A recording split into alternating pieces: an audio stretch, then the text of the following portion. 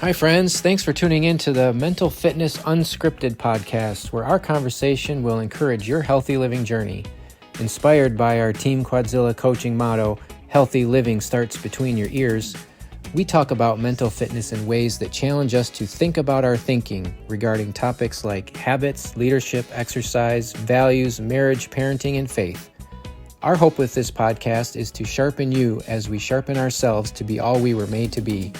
So let's dive right into the conversation on this episode of Mental Fitness Unscripted. Cheese.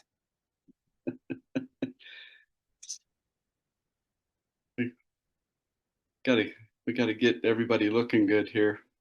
Yeah. So for those of you just joining us, I had a little bit of egg on my lip because I was running a little bit behind, and Chad kindly pointed it out before I was on screen here. No, So thank you, Chad. no, I can't. You're welcome. I want to get the halo above my head to be exactly just right. Oh, you're inspired, so absolutely. You're a good guy. You're inspired. If I All do it right. just So, right, I can get one too, but yeah, it's not working today. Anyway, yeah. I, I'll wear the halo today. Thank you yeah, very much. you're the inspired one. I'll let you lead out. All right. So, I, just as a matter of I'll call it a commercial message. I thought let's talk about some tips and tricks and maybe some gear preferences for enduring the cold, because it's 4 degrees here today, and I chose to walk to my winter office. 19 degrees in Idaho Falls. See, that's still cold. I mean, you got to dress for that. And so I was just thinking, I bet Todd has a lot of practice with being out in the cold, and he's probably learned a few things. And maybe our audience would benefit from knowing a couple of tricks of what we like and what works. So why don't you especially. start? What's one of your favorite things to do or wear to be outside in the cold? So, do you think we have any audience down in the Carolinas or Georgia, Yeah, Florida, Texas? I mean, do you think we have anybody they're gonna need it today. Yeah. with the weather pattern the way it is? Listen up, listen up. Anyway, Right. Yeah. I was just telling Chad, we kind of came up with this idea off the cuff, and I told Chad, I spent a little time in Norway. Um, well, actually, I spent 2 years there, and so I got to learn what the Arctic is like and learned a few tricks there. But there's a saying in Norwegian that says, I'm not going to do it in Norwegian. I'll translate it. But anyway, there's no bad weather. There's only bad clothing. So anyway, REI. I don't know if you're familiar with REI. Oh, sure. Yeah, they took that and changed it a little bit and made that their motto or their tagline or whatever. Anyway, Oh, all right. there's no bad weather. There's only bad gear. So anyway, I agree. So Yeah. my I have a lot of stuff that I really like in cold weather. Probably the biggest thing I really like. I mean, there's all kinds of man-made materials that are coming out. There's some that are just absolutely fabulous. What's funny is you'll see this cycle. Mm. Like you said, I'm immersed in it because I'm dealing with it every year. Okay, and so I'm immersed in it, and we see this cycle of brand new stuff. It's whatever fabric, and it'll be this long explanation of what it is. And my wife's looking for something. I'm not sure what. Anyway, what's funny is this cycle goes from we found this that's really cool, and then they'll go back to wool. We found this wool, found this wool, and all of a sudden everybody is excited about merino wool. All Um, right. there's a little bit of a cycle right now. Everybody's going to the alpaca wool. Um, Yes. anyway, so here's my thing. In World War II, man, you really signed up for something here. I'm sorry. Yeah. Buckle up, everybody. Here we go. In World War II, there was a group of men in England and other nations. There were other nations that joined them, but going back into Europe, Europe, of course, gets cold. And so there was this group that they would go on raids. So they would just hit the shore, go in, do some sabotage, and then get out. And they had to do it really fast. And so they were looking for light gear, really light packable gear. And what they came up with, and you've seen them, the commando sweater, the wool Mm. English commando sweater. It's got the patches on the Oh, right. elbows. Yeah. Um, so I know that's a long story, but that's probably one of my favorite pieces of gear is if I have that Mm. and something that's windproof and repels water, I'm usually okay in most weather. I mean, Mm. 4 degrees, I would have to do something a little bit different. Um, but what's funny is if it's in the high teens like this, 18 degrees, in the 20s especially, um, I just go in a shirt because I'm just from the house to the car, from the car Mm. Yeah. to the grocery store. I'm used to it. It's not a big deal. Do I carry a coat in the car? Absolutely. All the time. I actually have a bag with winter gear. We can talk about that. Anyway, sorry, I took you on a rabbit hole. My Probably my favorite piece of cold weather gear, my go-to that I've always, if I'm out in the wilderness, I absolutely will have this with me all the time. Even in the fall, even in the summer. If I have to spend Mm. a night out because of some accident or I'm lost or something, that will keep me warm enough in the summer that I can just camp out. So Mm. anyway, Mm. there you Yeah. go. So, if I was to go shopping for such a thing, I would just search for a commando sweater. They call it a woolly poly. Woolly poly. Woolly Okay. poly. Yeah, you remember the All old right. oh, in the 50s there was a song. It was Woolly Bully, I think. But anyway, Yeah. Yeah. this is a Woolly Poly, or a British commando sweater. Yeah, Okay. you can Google it. They'll come up. Yeah. All Um, right. be careful. There's some cheap Mm. knockoffs, and what you'll find is that they're not wool, um, All right. or they're a Yeah. really small blend of wool. And Okay. you have to be really careful with these. You don't wash them. You air them Mm. out. You hang them out to Mm. air. Put them in the sun. Yes. The UV rays will kill the bacteria and all that other fun stuff. But um, the one I have, if I washed it, it would fit my granddaughter who's 5. So Mm. Yeah. Yeah. Gotcha. don't wash it. Gotcha. Yeah. No, that's good. I like that you mentioned the cycle of different fabrics because we can get all into the Oh, shiny new thing of the fancy, outer space fabric or whatever, and then comes back around. It's like, well, why don't you just use wool? And that's one thing that I was going to share is that to me in the cold, it's all about the extremities. So my hands are always cold anyway, and so protecting my hands is really important, and then my feet, obviously. Um, and so I used to think, well, give me like 3 layers of socks or give me the biggest socks I can find. And that doesn't work. nope, First of it's all, because if counterproductive. you're doing any kind of movement, you're just going to rub your feet raw. And so the secret is to get some just high quality, natural fiber socks. And so my Wool. favorite socks are just wool Yep. socks, and they're thin. You're like, how in the world is this going to even keep me warm?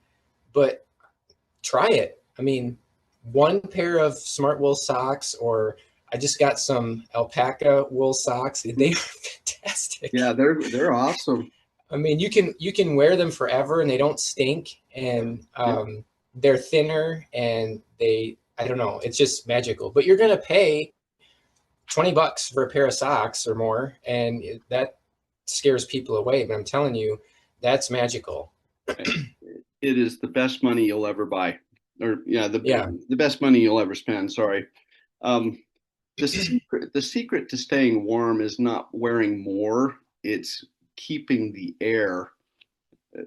Air is the best insulator that you can have. Mm, but you've got to have Yes. that, you've got to have a barrier. So like that wool sweater, if it gets wet and the wind blows, I will freeze to death. Yeah. Okay. Now, if it gets wet and I can put something over it that will keep the wind from getting me, I mean, I can be soaking wet, I can wring water out of it. But if I can Mm, get something that's windproof, I will be very warm. That's the wonderful mm, thing about wool is even wet, yeah. if you do it the right way, you'll be just fine. Yeah. Have you Yeah. noticed have you noticed how fast your wool socks dry out? Yeah, exactly. That's why they don't stink. I It's mean, it's, it's amazing.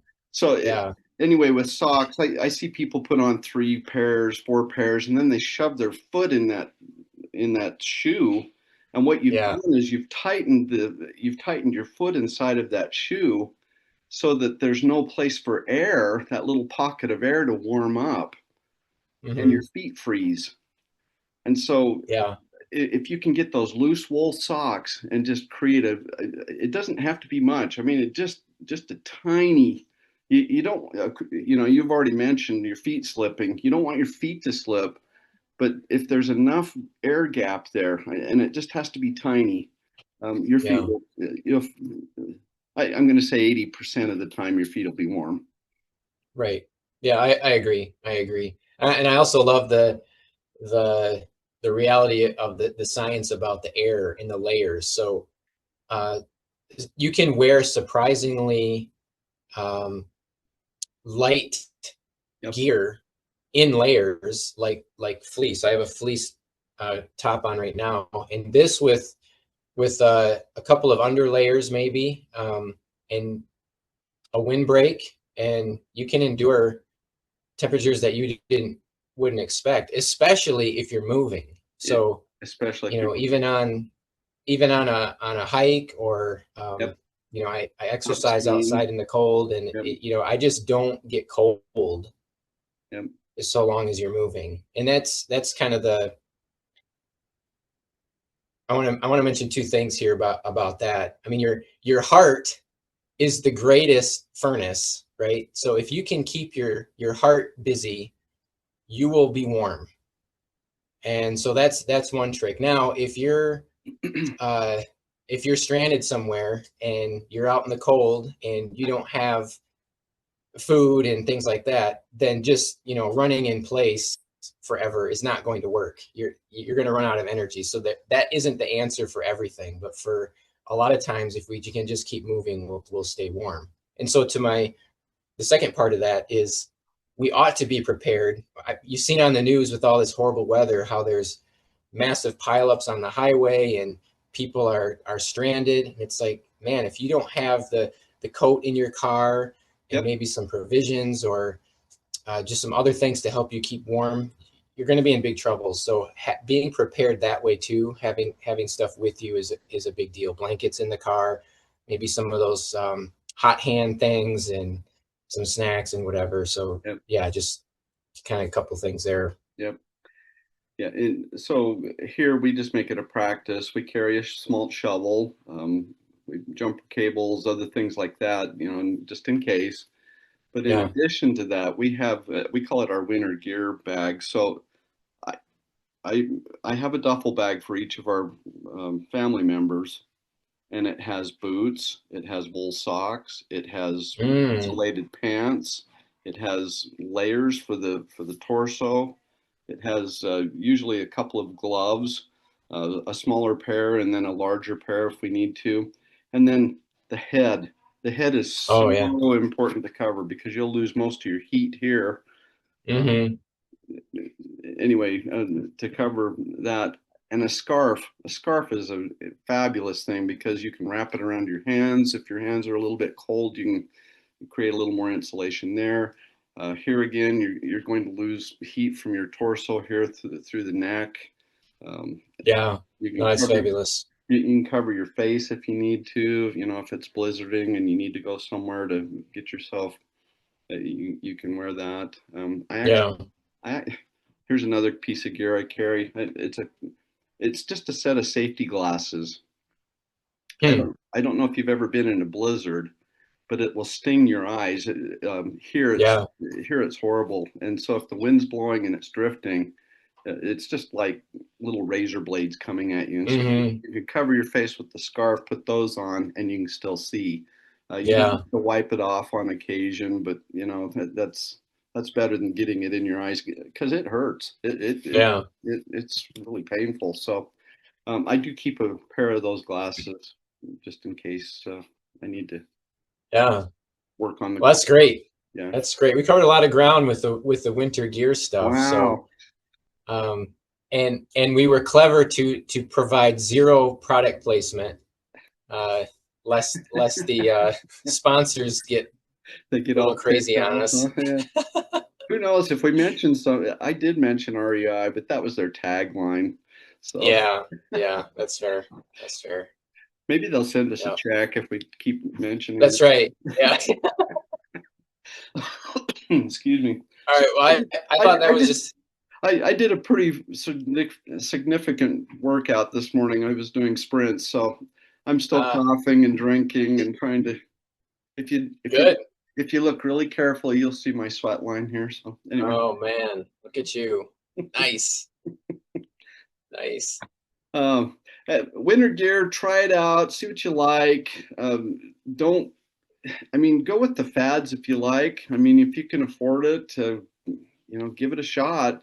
But man, I'm telling you, wool, they haven't Yeah. replaced it yet. Yeah. Haven't Wool replaced it. socks, a wool Yeah. sweater. So I got to ask you, do you have a big puffy coat? I do. And it's fine. I don't think it's, I mean, it provides the insulating layer and it's got the shell. So Okay. it's great. Yeah. But I think it's too heavy for some activities. Yep. I wouldn't wear it for that. Yep. But yeah. Yeah. I have one. I hardly ever use it. I mean, it's going to be below zero before I start to break that Yeah. out.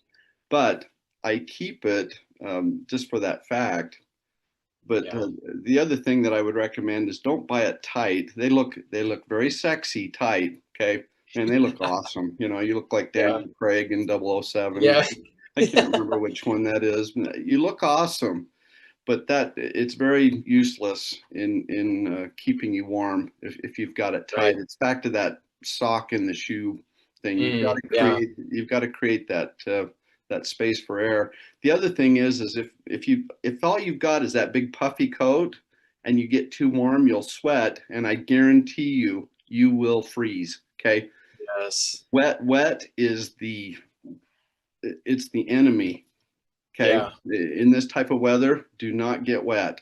If you get wet, you've got to keep moving, and you've got to figure out a way to dry it. I could spend a lot of time on Yeah. how do you dry things when you're wet. But anyway, um, so my recommendation with the puffy coat, even if you want to look sexy, buy one to look sexy, but just use it around the city where you've only got 100 yards or so to go. Yeah. Right. But if you're going to go out and be in the weather, buy it big so that you can layer underneath it. Because if you get too warm, like you're trying to change a tire on your car, and you're working that, you're exerting and so Hmm. forth, or you're shoveling and you're exerting, um, be ready to take layers off. I actually keep a rain jacket in my winter gear so that I can take layers off and still keep the wind out. That rain gear Oh, that's a will good idea. the Yeah. rain gear will keep the wind out. So anyway, Yeah. Cool. there Good you go. stuff. See All what right. you're So looking up. We've got now a everybody can go play outside. we've got a whole episode now on just winter gear, and we meant to Yeah. just do a 60-second spot. I'm sorry. Uh, no, it's okay. That's okay. This is good. It's helpful. I think there's a lot of people in my circle that I think are just really afraid of being out because it's cold. And um, we have technology and resources that, gee whiz, if you just dress for it, and I don't spend a lot of money on No, gear. I mean, you my don't need stuff to. is not brand new. I mean, this shirt here is at least 10 years old, And, you know, if you buy it right the first time, it'll last a long time. Yep. And so you don't need anything fancy. You can be smart about it. And I think you'll find that being out in the cold has a different set of rewards because it's kind of unnatural. And I don't know, that makes it a little bit fun for me anymore. And which is weird for me to say. People who know me well are going to be like, Chad, what is wrong with you? You complain about being cold all the time. And yes, I hate being cold. But the thing is, when I dress for it and I go outside when it's cold, I'm actually not cold. Yeah. So yeah. I don't know. I think that's kind of cool. Do you want another really fast trick? Yeah. Okay. So if you're on your way to go skiing and you're driving in the, you've got a long ways to drive, turn your heat down to like 64, 65, because what happens is you become acclimated to the 70, 75, and then when you get out, even with all your coats and everything on, everything feels cold. So just kind of acclimate yourself to it, as if you're knowing that you're going to be out in it, just acclimate yourself. Yeah. Now, when you get back in, go for it. Whatever. Right. Yes. Okay. Yeah. No, that's a great point. I love the acclimating thing, and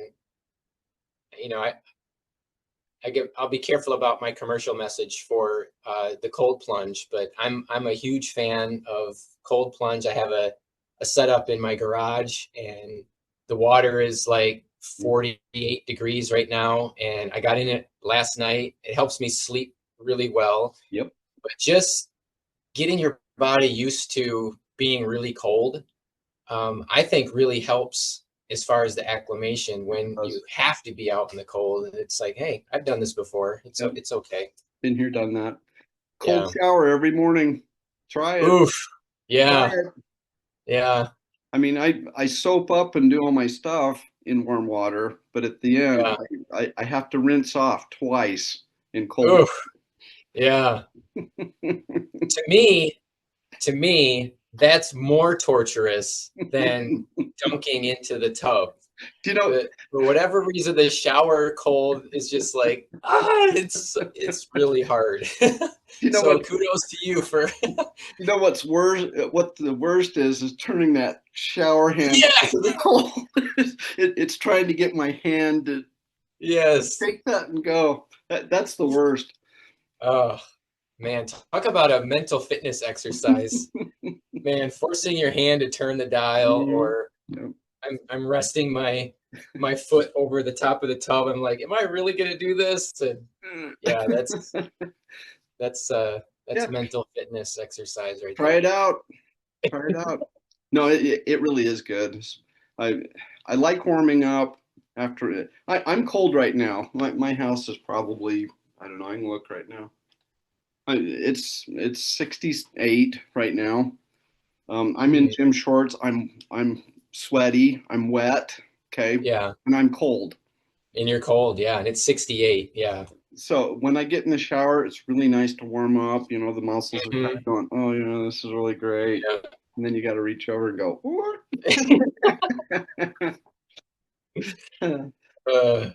awesome. But it's good. Yeah. Wow. Well, we exhausted this half hour. We did it. We took a 60-second commercial and made it 30 minutes. How do you like that? Well, it's because you're hanging around me. My wife says I'm too wordy. But I like words. Words matter, right? Let's make sure we're clear. It's okay to go outside in the cold. We can do this. You really should. By the way, check out my bruise. Isn't that awesome? Oh, man. What'd you do that for? I was jumping out of a tree and I didn't quite calculate the right trajectory down, and I hit a branch on the way down. Yeah. So now everybody's questioning, why are you jumping out of trees? Yeah.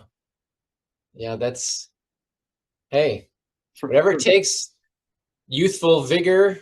For another time. We'll go through that another time. leave you on the cliff. Well, anything you want to finish with? Yeah, let's see. Parting shots about cold. Um, yeah, I don't know. I mean, we kind of landed on the mental fitness exercise of making yourself do something that's really uncomfortable. And Yeah, we've talked about this a lot, but just one more time, um, how you do the little things is how you do everything, exactly. is a quote I recently heard, and I just really like that. So that doing something like this is a preparation for something else, and it doesn't have to be related to cold weather, but forcing yourself to do something really uncomfortable can prepare you for some other thing that's really uncomfortable, and your mind can associate, you know what, I can do hard things. I've been here before. I've survived it. It's really not that bad. Let's do this thing. So that doesn't happen when you just sit on the couch binging Netflix. And that's kind of the takeaway for me today. And I'll give you my takeaway. If all we know is comfort, it will become normal. We Mm, seek more of it to know it better. If you know uncomfortable, comfort is a blessing. mm, Uh, and if we normalize it, it becomes an expectation. So yes. I I love what Chad just told you to do. Go do something uncomfortable. Just something small. Just something Yeah. that it doesn't have to be a big thing. Um, just something small. I mean, Yeah. walk from your front door to the mailbox in the 4-degree weather. So, Yeah. You won't freeze to death uh, in 2 minutes, I promise. unless it's a mile and a half down the road, don't do that, please. Yeah. Yeah. Don't do that. Okay. All All right, right. Good stuff today, Chad. As sir. always, it's awesome to be with you. Thank you. Enjoy Yeah. enjoy the cold. It's awesome. It All really. right. Have you noticed how clear the sky is when it's cold? Yeah. Yeah. Love the air in the cold. Yeah. It's beautiful. Yeah, when it's 20, 25 below, it's so beautiful. Ah, Yeah. just ah, especially at night, you can see the stars, man. It's so cool. Yes. All right, see ya. All right. See ya. Bye, Todd. Thanks for listening to this episode of the Mental Fitness Unscripted podcast. Now go take some action because we know that information alone doesn't change you, but taking even the smallest action in the right direction does. Also, subscribe and comment so more people can find the podcast and be encouraged. If you're ready to take your mental fitness to the next level and you'd like more support, check out teamquadzilla.com for our resources that will help you accelerate your journey. Until next time, remember, healthy living starts between your ears.